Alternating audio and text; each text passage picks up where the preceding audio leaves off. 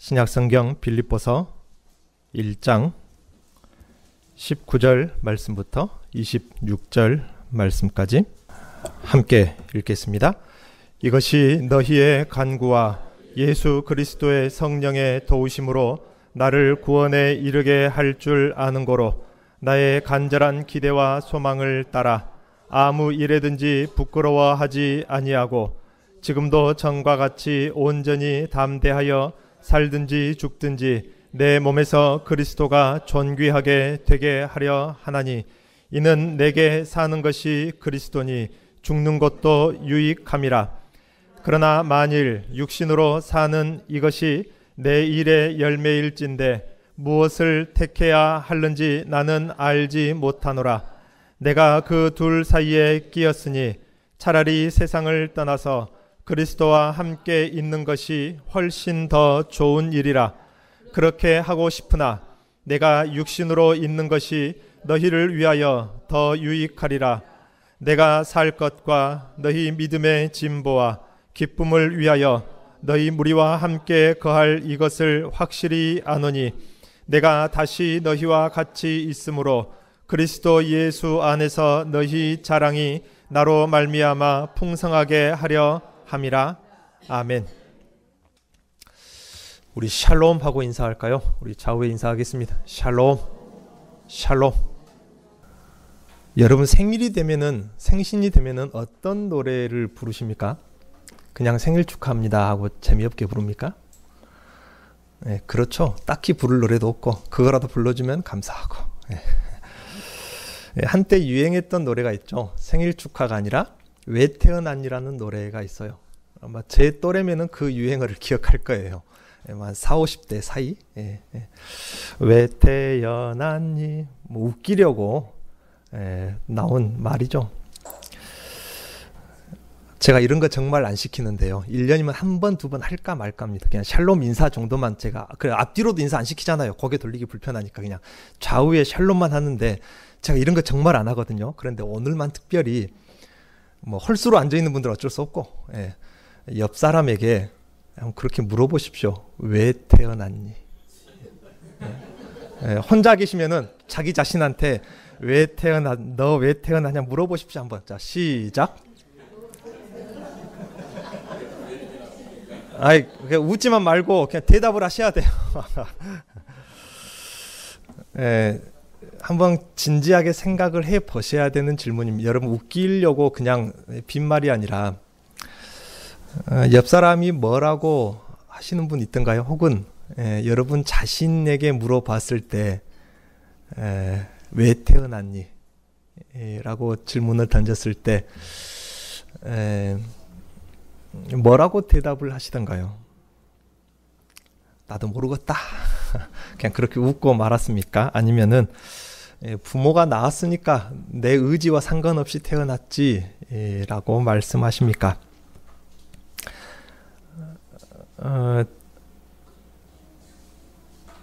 저희 아버지는 여러분 아시는 분 아시겠지만은 목사님입니다. 어머니는 사모님이겠죠. 평생 개척을 하셨어요.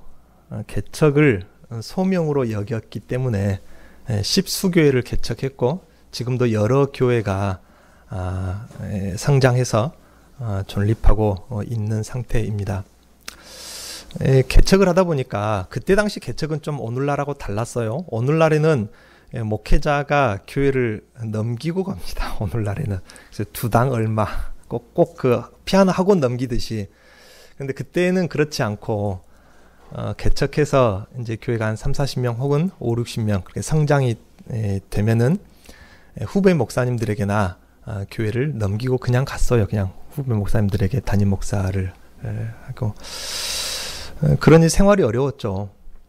저 어릴 때 초등학교 1학년 때 우리 아들만 할 때는 집에 쌀이 떨어져 가지고 금식 아니면 kum식을 해본 기억도 나고요.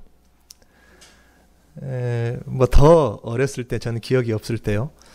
저희 어머니는 성도들 그때는 이중직이 안 됐습니다. 목회자가 지금은 그 올해 그 교단 헌법이 통과돼서 목회자 이중직이 허용이 되긴 했어요. 올해는요. 그런데 그때는 그게 안 됐기 때문에 성도들 모르게 머리 자르는 이발하는 일도 해보기도 하고 붕어빵을 굽는 일도 해보셨다고 하더라고요. 평생 가난하게 사시다가 마지막 목회, 이제 거기서 은퇴하시고 이제 원로 목사님 되셨는데, 그 마지막 목회하던 그 마지막 교회 그 어느 중간쯤에, 그땐 제가 대학생이고 이제 한참 음악 공부할 때였죠. 하시는 말이 드디어 빚을 다 갚았다. 쉽게 말하면은 평생 20살 때부터 이제 70이 다 될 때까지 평생 빚 속에 살았습니다. 제가 목회를 하려고 신학 공부를 했던 건 아니고요. 음악 공부를 하다가 사람의 마음에 혹은 사람의 영혼에 영향을 줄 만한 음악의 아주 강한 마력을 제가 많이 이론적으로도 공부하고 해서 성경과 신학에서는 이 음악의 기원을 어떻게 설명하는지 공부하려고 사실 신학을 시작했는데, 그 신학을 하게 된 결단이 저희 어머니가 저에게 그렇게 말씀하시더라고요. 평생토록, 정말로 20살 때부터 70 다 되도록 교회 개척하다가 진 빚 속에 살았으면은 평생을 빚 속에 산 거 아닙니까?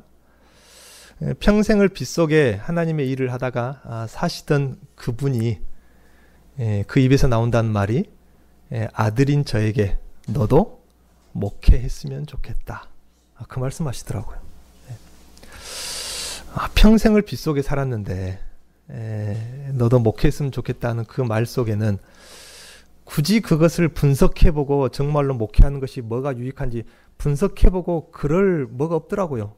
저분 입에서 나온 말이면은 일단 덮어놓고 신학 공부를 해볼만 하겠구나 해서 그냥 덮어놓고 계산하지 않고 결단한 것이 그때 그 사건입니다. 그때가 마침 제가 결혼할 청첩장을 막 인쇄해서 뿌려놓을 그때였는데, 그 이후로 줄곧 저에게 던져진 질문이 이 질문이었고, 때로는 제 마음속을 편하게, 때로는 제 마음속에 보람을 주기도 했고, 때로는 제 마음속을 너무 불편하게 했던 질문이 바로 이 질문입니다.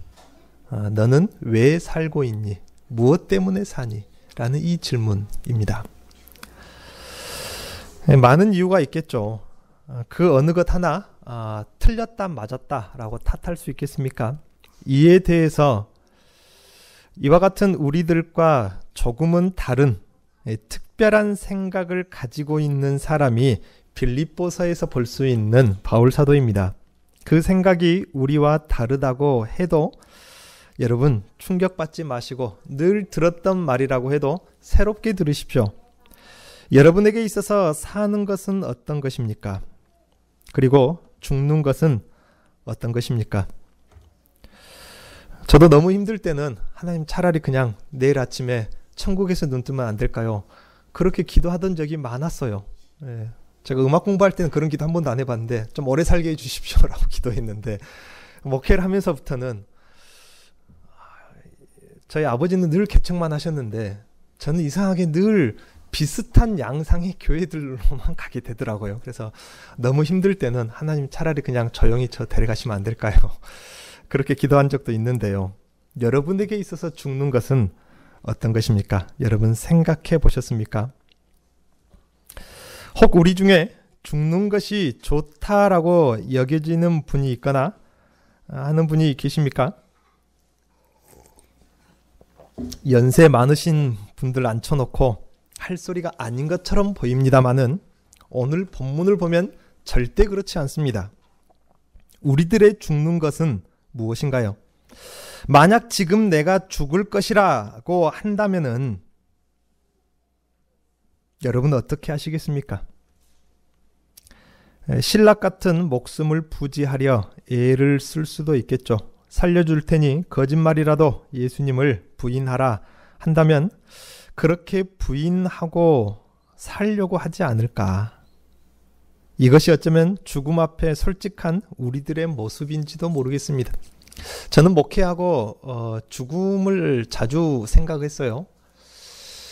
순교의 상황이라면은 순교를 당할 수 있을까? 순교를 당할 수 있을 것 같아요. 그때까지만 해도 제 믿음이 온전한 줄 알았습니다. 그런데 한 번은 그 인터넷 영상에 이슬람권의 마을이었어요. 근데 그 어떤 남자가 아버지가 기독교 신앙을 가졌다는 것이 발각이 됐습니다.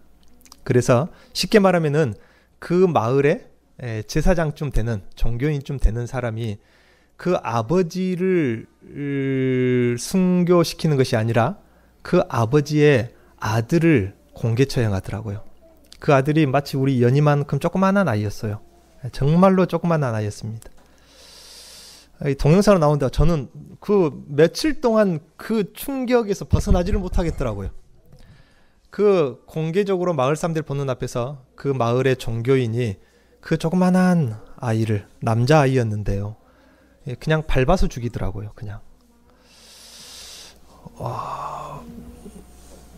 그냥 잔인하다, 불쌍하다가 아니라 내가 저 아이의 아버지라면은 내가 예수를 시인할 수 있을까? 저는 그 전까지 제 믿음이 온전한 줄 알았어요. 저는 순교할 수 있겠더라고요. 그런데 그 영상을 보면서요, 나는 부인하겠다, 그 생각이 들더라고요. 우리들에게 있어서 죽음이라는 것, 여러분 솔직히 생각을 조금 묵상을 해볼 필요가 있습니다. 믿음이 틀렸다 맞았다를 말하는 것이 아니라, 제가 여기 오기 바로 직전에도 그 전에 있었던 교회 제 성도 하나를 먼저 장례를 치르고 천국을 보내놓고 왔는데요.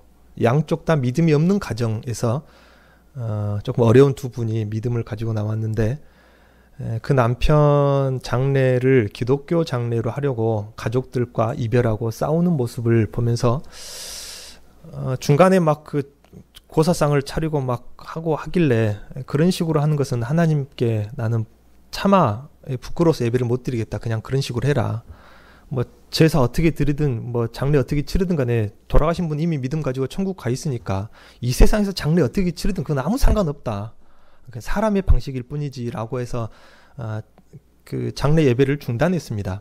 그런데 그 정말로 교회 나온 지 얼마 되지도 않는 그 믿음이 없는 줄만 알았던 그 젊은 부인이 가족과 싸우는 모습이 저로 하여금 회개하게 만들더라고요.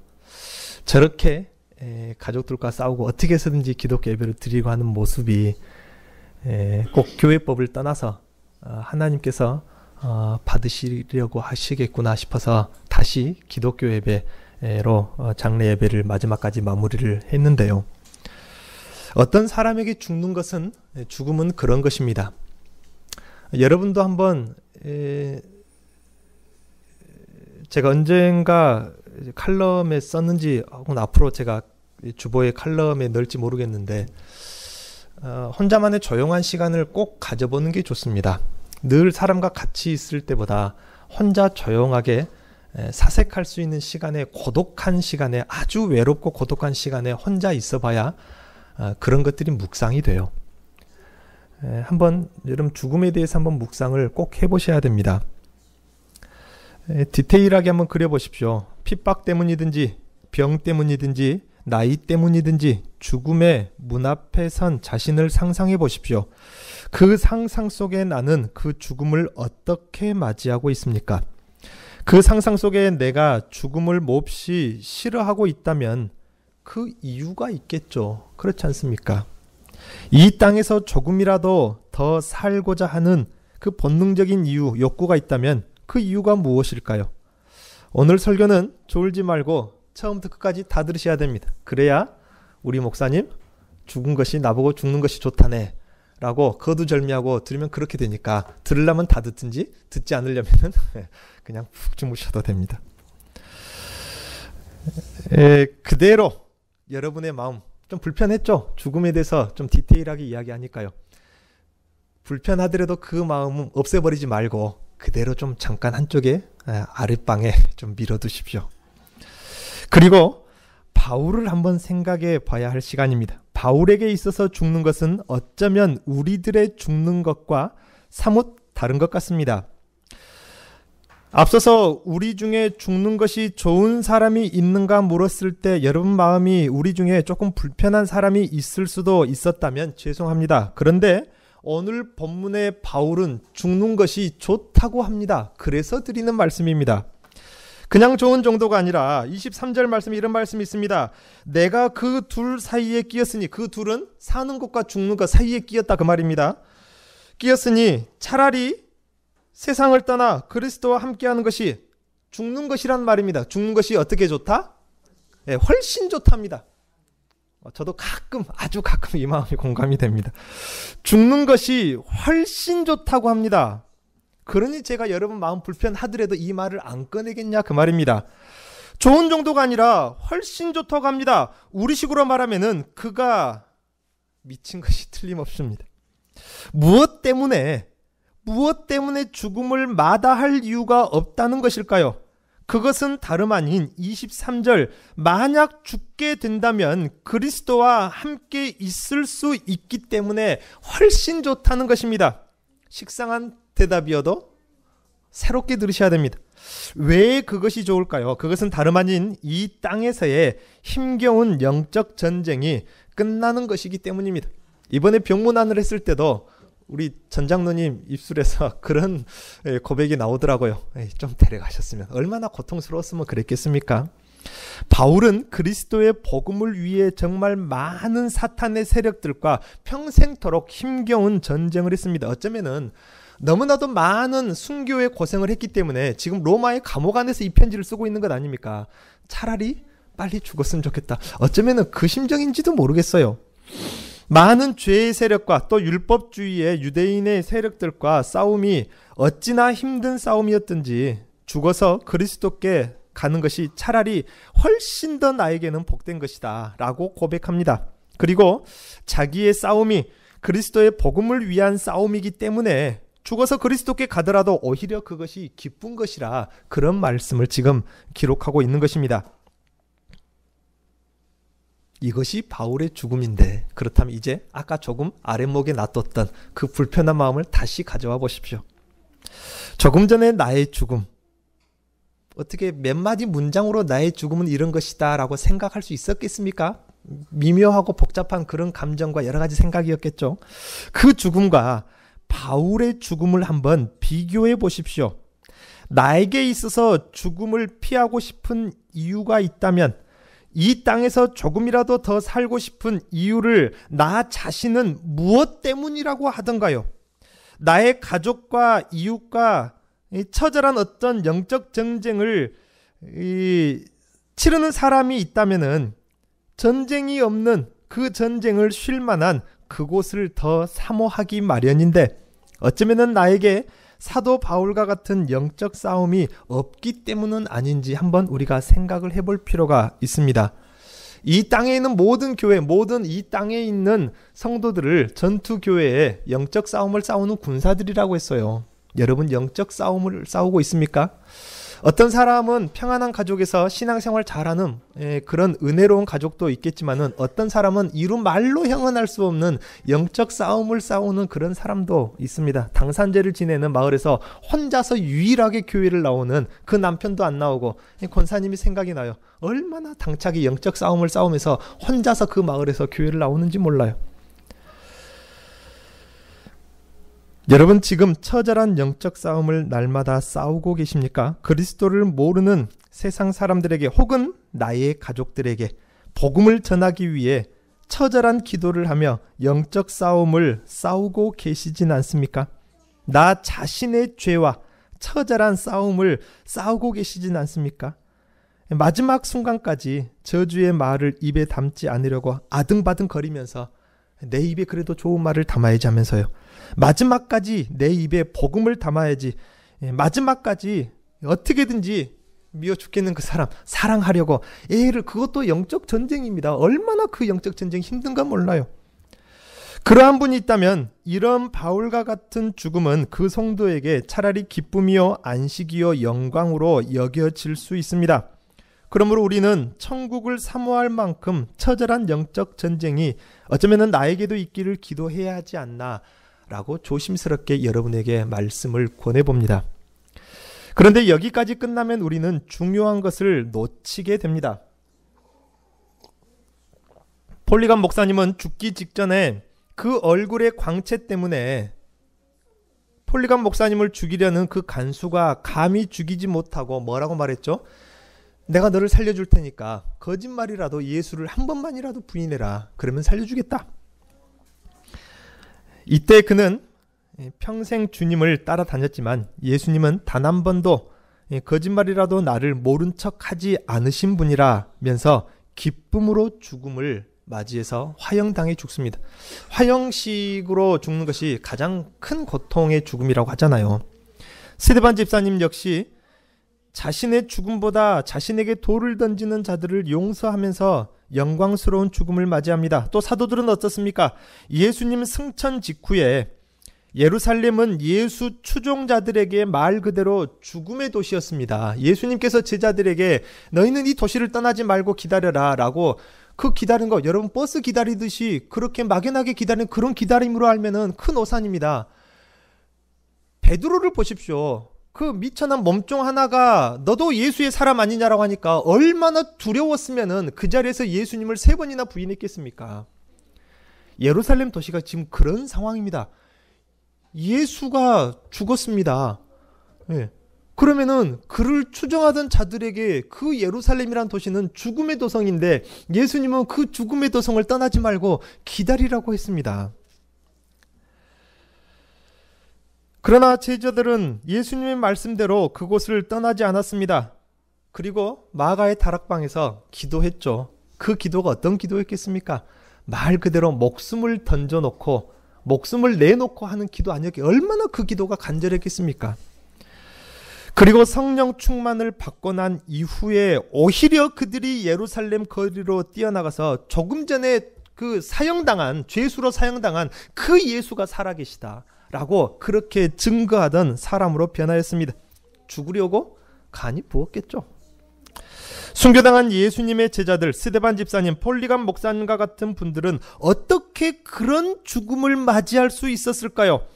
그들은 그 마음 가운데 있는 예수 그리스도가 어떤 분인지 분명하게 알고 있고 그분을 간직하고 있기 때문에 그들에게 그런 죽음이 가능했다 그 말인 것입니다.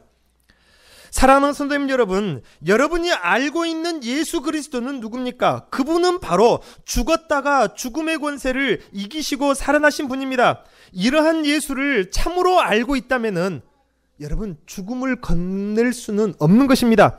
여러분 자신을 자책하라는 말이 아니고 우리가 무엇을 구해야 할지 그것을 지금 말씀을 드리는 것입니다. 예수님과 함께 십자가 위에서 죽는 자가 또한 뭐 할 것이라? 그분과 함께 살 것이라. 이 말씀이 믿음이 되고 나의 가치관이 된다면 말입니다. 성도로서 죽음을 이길 수가 있는 것입니다. 오히려 영광이라 그렇게 이야기를 합니다. 부활의 예수를 참으로 안다면 말입니다. 그러니까 우리가 기도해야 될 것, 부활하신 생명의 주인이신 예수를 알게 하소서. 아, 예수 부활하셨지. 그것을 말하는 것이 아니라 그것이 나의 인생에 완전히 가치관이 되게 해달라고 그렇게 기도를 해야 된다. 이것의 깨달음은 한 문장으로 끝나는 것이 아니라 그 깨달음의 깊이가 얼마나 깊은지 하고 바울 사도가 이야기하지 않습니까? 중요한 것은 사도들이 예수님의 부활 직후에 예수님의 부활을 몰랐습니까? 알았습니다. 부활의 예수님을 만나기까지도 했습니다. 그럼에도 불구하고 그들은 아직 죽음이 두려운 상태입니다. 그래서 죽음의 도성을 떠나지 않고 기다리며 기다렸던 것이 있는데 그것이 무엇입니까? 바로 성령을 기다린 것입니다. 예수님께서 마태복음 10장에서 제자들에게 제자도를 말씀하시면서 내가 너희들을 세상에 보내는 것이 파송하는 것이 마치 이리들 가운데 늑대들 사이로 양을 보내는 심정이다. 그렇기 때문에 너희들은 무엇과 같아라? 뱀처럼 지혜롭고 비둘기처럼 순결하여라. 뱀처럼 지혜로운 말은 너희들의 입술에 지혜로운 할 말을 가지라 그 말인데 그러나 너희들이 무엇을 말할지 염려하지 말아라. 언제요? 너희들이 공회에 끌려가겠고 형제에게 팔려서 잡혀갈 것이라 순교당할 것이라 그 말인 것입니다. 그때에 그 순교의 현장에 섰을 때 무엇을 말할지 염려하지 말아라. 누가 너희들에게 할 말을 주실 것이라? 성령이 너희 입술에 할 말을 주실 것이라. 그래서 그들이 기다렸던 것이 무엇입니까? 목숨을 내놓고 기다렸던 것, 예수님보다 더 나은 보혜사 성령을 기다렸던 것입니다. 성령을 받기 전까지는 그 열성적인 베드로마저도 두려웠습니다. 죽음의 도성인데 얼마나 두렵겠습니까? 그들이 성령을 기다렸고 그들이 받은 성령께서 예수가 어떤 분인지 참으로 알게 하실 때에만이 이런 죽음이 가능하다, 그 말인 것입니다. 무슨 말입니까? 우리가 생각하는 우리의 죽는 것이 바울 사도와 같은 바울의 죽는 것이 되게 하려면 다름 아닌 성령님의 도우심이 필요하다, 그 말인 것입니다. 성령이 도우심이 있다면요, 아까 말했던 여러분을 불편하게 했던, 제가 그 동영상을 보면서 한없이 울게 만들고 몇 날 며칠을 제 마음을 불편하게 했던, 내 믿음이 온전한 것이 아니구나를 말하게 했던, 그것을 온전케 하시는 분이, 그 믿음을 온전케 하시는 분이 바로 성령 하나님인데, 성령께서 무엇을 주십니까? 그냥 막연한 용기, 이를 주시는 것이 아니라 예수 그리스도가, 여러분 솔직히 예수님 때문에 이 자리에 있는 거 아닙니까? 시간 버리고 돈 버리고 힘 버리고. 다들 그런 교회 안 다니는 분들, 비아냥거린 분 중에 그런 말 한 번쯤은 들어봤을 거예요. 교회 다니면은 뭐가 나오냐? 떡이 나오냐? 저는 그런 말 몇 번 들어봤어요. 별로 안 서운하더라고요. 여러분, 그 예수님께 우리가 인생을 걸고 있는데 그분이 누구인지 성령께서 깊은 깨달음을 주신다, 그 말. 그것이 뭐라고요? 성령께서 우리의 인격 속에 인격이신 성령이 들어오셔서 인격과 인격 가운데 상호작용을 하시는 것입니다. 그것이 영이신 하나님을 영으로서 만나는 것인데, 인격은 무엇이라고 했습니까? 지성과 감성과 의지라고 했는데, 지성이라는 것은 지식과 지혜를 말합니다. 내가 알고 있었던 예수는 부활의 주, 생명의 주, 그것이 나에게 뭐가 되게 하신다? 그 지식으로 하여금 지혜가 되게 하신다. 그것을 누가 하신다고요? 성령께서 하시는 것인데, 우리 주님이 생명의 주인이로구나, 그거를 내 마음속에 지혜로 바꾸어 주실 때에 우리도 이런 죽음이 가능하다고요. 바울 사도의 죽음, 사도들의 죽음, 스데반 집사, 폴리곤 목사님의 죽음, 그 순교가 어쩌면은 나에게 너무 막연하고, 그분들은 멀리 저기 이미 하늘에 가 있는 것 같이 느껴질지 모르나, 여러분, 그분과 여러분이 성정이 다르지 않습니다. 우리도 그분들과 같이 한 분 성령을 충만하게 받으면 되는 것입니다. 그러므로 우리가 기도하되 성령 충만하기를 기도하시고, 부활의 주님, 생명의 주인이신 예수님을 알게 해달라고 우리가 기도를 해야 하는 것입니다. 성령께서 예수와 함께 죽는 것과 또한 예수와 함께 살 것을 깨닫게 할 때만이 우리는 바울의 그 죽음 사상을 흡수할 수 있고 본받을 수 있습니다. 그러므로 성령님께 예수의 부활이 무엇인지 깨닫게 해달라고 우리는 기도해야 됩니다. 그리고 그 다음으로 바울이 죽음을 기뻐하는 이유가 있습니다. 바울에게 있어서 죽음은 또 이런 것입니다. 그리스도와의 연합이 완성되는 것이기 때문에 바울에게 있어서 죽음은 기쁜 것입니다.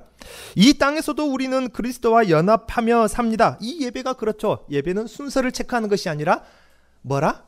인격적인 상호작용이라. 살아계신, 눈에 안 보이신 영이신, 그러나 분명히 실존하시는 그분의 인격과 나의 인격 속에 서로 상호작용하는 것이라. 아까 그렇게 지혜가 생겨나고, 그분이 생명의 주인이구나, 지혜로 말씀이 지식으로 입력이 되면은 뭐가 있습니까? 출력이 돼요. 반응이 나온다. 어떻게 해요? 감정으로 반응이 나와요. 그분에 대한 감정으로. 그것이 찬양이 되기도 하고요. 또 삶의 결단으로 반응이 나옵니다. 그것이 삶의 선택이고 신앙의 삶인 것입니다. 이렇게 우리도 이 땅에서 연합하게 됩니다. 하지만 완벽하게 주님과 연합하며 이루어지고 완성되는 것은 우리가 이 육신 장막을 떠나서 우리 주님의 품 안에 안길 때입니다. 그는 자신의 죽음 이후에 영원히 그리스도와 연합하게 될 그곳이 어떤 곳인지, 천국에서 자신이 받게 될 면류관이 어떤 것인지 분명히 알고 있었습니다. 그래서 그는 23절에 표현하기를, 이 세상을 떠나서 그리스도와 함께 있는 것이 이 세상에서 조금이라도 더 사는 것보다 훨씬 최상급을 써서 좋다라고 표현하는 것입니다. 어떤 목사님이, 오래전 이야기네요. 저도 어렸을 때 들었으니까, 복부에 암이 걸려가지고 병원에 가서 이제 수술을 받으려고 지금은 기술이 발달돼서 촬영 기술 발달돼서 정확하게 듣진다 하지만 그때는 암이 걸렸다는 것만 확인하고 복부를 열어서 이제 수술을 하죠. 근데 의사가 배를 열어보니까 손을 댈 수 없게 되어버렸답니다. 완전히 암으로 그냥 다 퍼져 꽉 차가지고 대충 꼼이 났어요. 그냥 닫아버렸습니다. 그래가지고 그분이 그분 말로는 신앙 간증으로는 그래요. 실제로 병원에서도 죽었다고 하더라고요. 뭐 하나님 앞에 갔답니다. 죽어가지고. 근데 하나님께서 생명책을 뒤적거리다니 생명책이 뭔가 하면 뒤적거리니 너 여기 아직 올 때가 아니다 하고 가라 하고 보내더랍니다. 그 순간에 눈을 떴는데 하필 누구랑 마주쳤냐면은 그 병원 그 영안실에서 일하는 그 의사인지 간호사인지하고 눈이 마주쳐 버렸습니다. 그 간호사가 얼마나 깜짝 놀랐겠습니까? 딱 시체로 영안실에 누워있는데 그 시체가 눈을 딱 떠서 눈을 마주쳐 버렸는데 간호사가 얼마나 놀랐는데 눈을 뜨고 마주치는 순간 다시 눈을 딱 감더래요. 그리고 나서 이제 그렇게 이제 그 길로 살아서 정상으로 이제 다시 이제 목회를 하는데 누가 물어보더래요. 그 간호사가 그랬는가? 그때 왜 눈을 떴다가 다시 감았습니까? 물어보니까 그분이 뭐라고 하셨냐면요. 내가 분명히 죽어서 하나님 앞에 천국에 간 것 같은데 그곳이 얼마나 아름답던지 하나님께서 가라고 하시는데 다시 가기가 싫대요. 세상으로. 예. 그래서 눈을 떴는데 세상인 거예요. 그래서 다시 가려고 빨리 눈을 감았는데 안 가지더랍니다. 그런 말을 저도 어렸을 때 들었는데 그냥 흘려버리십시오. 한기로. 여러분 우리의 죽음은 어떻습니까? 이 땅에서 조금이라도 더 살려고 아등바등 거린다면 어쩌면 조금 전에 그분이 보았던 그 목사님이 보았던 그 천국보다 더 좋다라고 여긴 것이 이 땅에 있기 때문에는 아닌지 한번 생각해 보시라 그 말입니다. 제가 이전에 그 목포에서 그 부목사로 오래전에 사역할 때에 한참 이쪽 그 목포 무안 하당 남학 신도시가 한참 막 아파트가 세워지고 할 때 한번 그 이사 예배를 목사님 따라간 적이 있습니다. 그 아파트가 기가 막히게 좋더라고요. 예배 끝나고 방마다 구경시켜 주는데요. 모든 방에 햇빛이 다 들어옵니다 하면서 막 거기에 앉아서 제가 그 드는 생각이 딱 한 가지 생각밖에 안 들더라고요. 나도 이런 데 살면은 어디 안 가고 싶겠다? 천국 안 가고 싶겠다. 진짜 그 생각이 들더라고요. 어쩌면 그것 때문이 아니지. 그리스도와 완전히 연합하는 그 아름답고 놀랍고 은혜로운 그 신비로운 세계를 동경하는 마음이 어쩌면 없거나 부족하기 때문은 아닌가요? 이보다 더 좋은 이 세상의 것들은 도대체 무엇입니까? 만약에 우리 주님이 그것을 요구한다면은 여러분 들을 수 있겠습니까? 죽음이 차라리 좋다고 하는 바울 사도의 이유를 알면은 우리는 죽음이 두렵지 않을 수 있습니다. 성령께 간구하십시오. 나에게도 천국을 사모할 만큼 처절한 영적 전쟁이 있게 해달라고. 그리고 예수와 그 신비한 연합이 이루어질 그 천국을 사모하고 깨닫고 바라볼 수 있는 마음을 주셔서 항상 그것을 동경하고 사모하게 해달라고 여러분 성령님께 기도해 보시기 바랍니다. 그렇다면은 죽음의 두려움을 이겨낸 참된 천국 백성으로서의 삶을 살 수가 있습니다. 이 세상 모든 사람들은 죽음의 질서 아래에 있습니다. 그래서 무엇이 전부다? 이 땅에 사는 동안이 전부입니다. 그래서 성공을 해도 어디서? 이 땅에서. 돈을 모아도 어디서? 이 땅에서. 잘 먹어도 어디서? 이 땅에서. 이 땅에 사는 날 동안 그걸 다 해야 돼요. 그것을 가리켜서 죽음의 질서 아래에 있다고 하는 것입니다. 그런데 우리가 그 죽음의 질서를 벗어나서 생명의 질서 아래 천국 백성으로서 삶을 살면요, 생의 목적부터가 달라지는 것입니다. 생의 성공과 실패에 대한 기준부터가 달라지게 된다, 그 말인 것입니다. 이것이 바울의 죽는 것인데 우리가 이제 볼 것은 바울의 사는 것입니다. 바울은 죽고 싶어도 자신을 죽게 내버려 두지 않을 것이라고 24절에서 말씀하고 있습니다. 그렇기 때문에 사는 것도 유익하다고 합니다. 여러분의 사는 것은 어떻습니까? 보편적으로 사람은 누구나 살아가는 이유와 목적이 있습니다. 나는 무엇을 위해서 사는지, 무엇 때문에 나는 사는 것이 좋고 나로 하여금 지금 살게 하는지 가만히 한번 생각해 보십시오. 어쩌면 바울에게 있어서 사는 건 역시도 우리의 사는 것과 다를 수 있습니다. 바울이 사는 것은 자신의 기쁨과 유익을 위해서가 아니라고 합니다. 새집 장만을 위해서 사는 것도 아니고, 자식 대학 보내기를 위해서 사는 것도 아니고, 열심히 돈 모아서 노년에 근심 없이 하고 싶은 거 먹고 싶은 거 누려보기 위해서 사는 것도 아닙니다. 그가 사는 이유는 바로 주님의 나라와 몸된 교회이기 때문입니다 라고 24절에서 말씀하고 있습니다. 내가 육신으로 있는 것이 너희를 위하여 더 유익하리라. 교회 성도들을 말하는 것이죠.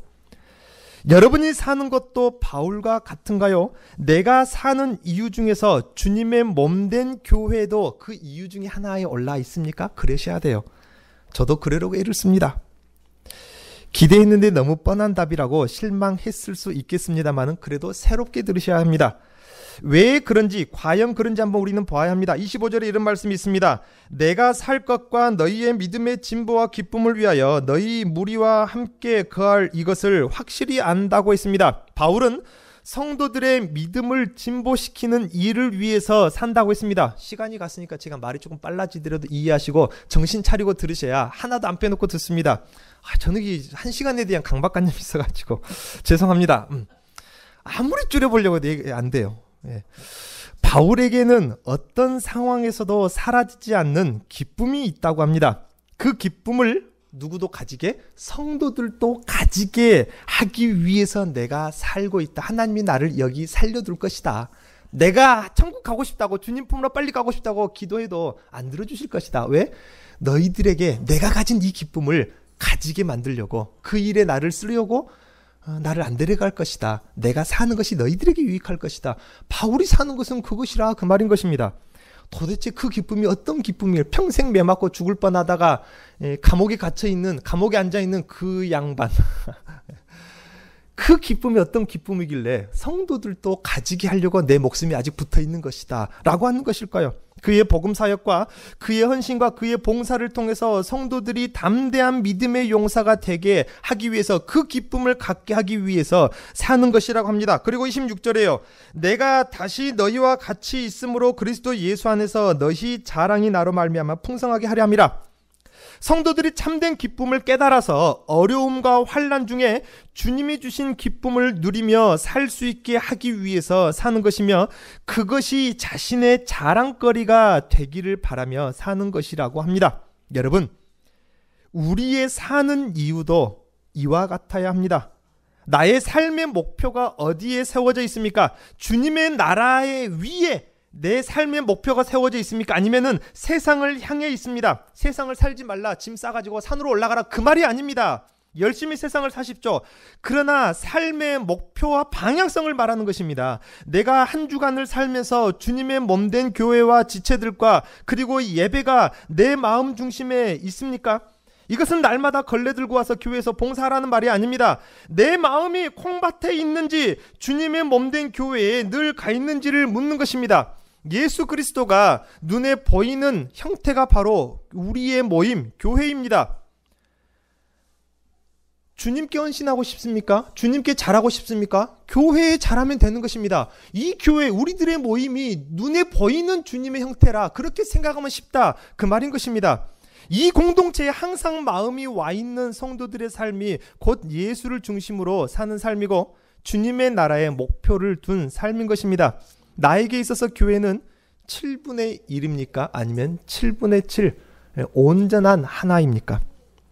우리 공동체가 내 삶의 전부가 되면은 그 사람은요, 주님이 그 삶의 전부가 되는 것입니다. 내가 사는 이유와 목적이, 내 마음이 우리 교회 공동체에 있어야 합니다. 이것이 바울에게 있어서 사는 것이며 우리들의 사는 것입니다. 이 말은 바울이 그가 사는 것을 포기했다는 말이 아닙니다. 둘 다 좋아서 갈등된다고 했습니다. 세상에 이런 사람이 있을까요? 20절에 내 몸에서라는 이 말은 죽음을 포함한 자신의 모든 삶을 말합니다. 죽음을 포함한 자신의 모든 인생에서 오로지 바라는 것은 자신의 평생의 소원, 내 평생의 소원, 대속해 주신 그리스도 아닙니까? 그리스도가 존귀히 되기를 바란다는 것입니다. 이렇게 보면 또 바울 사도가 너무 멀리 있는 것 같아요. 나는 언제쯤 바울 사도가 될까? 그러나 실망하지 마십시오. 이것은 삶의 의식과 삶의 체험이 그리스도로 꽉 가득 채워진 상태를 말합니다. 이렇게 삶과 생각과 사고방식이 그 상대방으로 가득 찬 사람은 어떤 사람입니까? 그 상대를 사랑하는 사람이죠. 그렇지 않습니까? 바울이야말로 전 인격을 다해서 주님을 사랑하는 그 사랑에 푹 빠진 사람이고, 그 사랑에서 헤어나오지 못한 사람이고, 심지어는 그 사랑, 주님을 사랑하는 그 사랑에 빠져서 결국 죽어버린 것과 같다. 그래서 자기가 살고 있잖아. 나는 내 안에 내가 없다. 죽어버린 거 아닙니까? 내 안에 누가 살고 있다? 내 안에 그리스도가 살고 있다. 얼마나 주님을 사랑했으면 그럴까요? 너무 사랑하고 삶과 의식과 마음에 주님이 가득 차버려서 자기 자신이 없어져 버린 것입니다. 사업을 할 때도 사업으로 인해 주님의 영광을 가리게 되지 않을까? 낯선 사람을 대할 때도 나에게서 주님을 닮은 성품이 나오지 않으면 어쩌나? 돈 1,000원을 쓰면서도 주님을 위한 것인가? 이쪽을 돌아도 주님, 저쪽을 돌아도 주님. 나는 온데가 근데 없고 주님만 있는 것입니다. 그런 목사님이 있다고 제가 설명드렸죠. 제가 아주 잘하는 목사님입니다. 수련회 갔는데 몸 뒤척이면서 있죠. 아이고 주님. 또 1시간쯤이나 있다가 몸 뒤척이면서 아이고 주님. 그 소리 때문에 같이 잠을 잤던 주일학교 부장 집사님이, 남자 집사님이 밤새도록 은혜 받느라고 잠을 못 잤다는 그 이야기 들었지 않습니까? 그 말이 그렇다는 그 말이죠. 얼마나 우리 목사님은 얼마나 주님으로 가득 찼으면은 몸만 돌려도 주님이 흘러나올까? 그랬다 그 말입니다. 그 전에 내가 알던 어떤 집사님이 생각납니다. 좋은 화분만 보면은 강단을 먼저 생각하는 남자 집사님도 생각이 나고요. 좋은 채소만 보면 성도들 정신거리를 생각하는 어느 노 권사님도 있었습니다. 비가 오면 무너지는 것도 아닌데 제일 먼저 교회를 생각하는 장로님도 생각이 납니다. 밤잠을 설쳐서라도 성도들 새벽제단 쌓으라고 눈 비비고 일어나 차 운전을 하던 장로님도 생각이 납니다. 한여름에 별것은 아니지만 시원한 캔커피만 사도 교회로 자동으로 발걸음이 옮겨지더라는 어떤 젊은 남자 집사님도 생각이 납니다. 아무 일 없어도, 아무 이유 없어도 그냥 교회에 들어와 커피 한잔 하고 가는 집사님도 있었습니다. 그냥 왔다가 주보 한 장이라도 접고 가는 오래전의 집사님 얼굴도 떠오르고요. 아내에게 야단 맞을 생각은 미처 못하고 집에 아내가 솥단지에다가 맛있는 그때 무슨 닭 요리였는데 솥단지째 들고 와버렸어요. 그래가지고 이거 그 여집사님 교회 갖다 주라 하던가요? 아니요, 그냥 물어보지 않고 그냥 이게 뚜껑 열어보니까 있길래 그냥 들고 와버렸습니다. 야단 맞을까 생각도 안 하고 솥단지째 교회로 발걸음 옮기시는 그런 팔불출이 남자 집사님도 있었어요. 그냥 지나치는 사람들 뒤에 그냥 지나치지 못하는 성도가 있다 그 말입니다. 우리 모두의 마음 중심에 그리스도의 몸된 교회와 지체들이 자리 잡은 이런 성도가 되었으면 좋겠습니다. 바울 사도처럼 예수를 만난 사람이 되기를 원합니다. 내 안에 우리 그리스도가 살았으면 좋겠습니다. 아까 처음으로 돌아가서요. 왜 태어났니라는 질문에 그리스도 예수께 감격하기 위하여, 예수를 자랑하기 위하여, 왜 산이라는 질문에 예수님 때문에 산다라고 대답할 수 있기를 바랍니다. 당신은 누구인가라는 질문에 나는 그리스도 예수의 사람이라고 대답할 수 있는 모든 성도들이 되시기를 주님의 이름으로 축원드립니다. 오늘 말씀 생각하시면서 우리 잠시 묵상하시고 기도하겠습니다.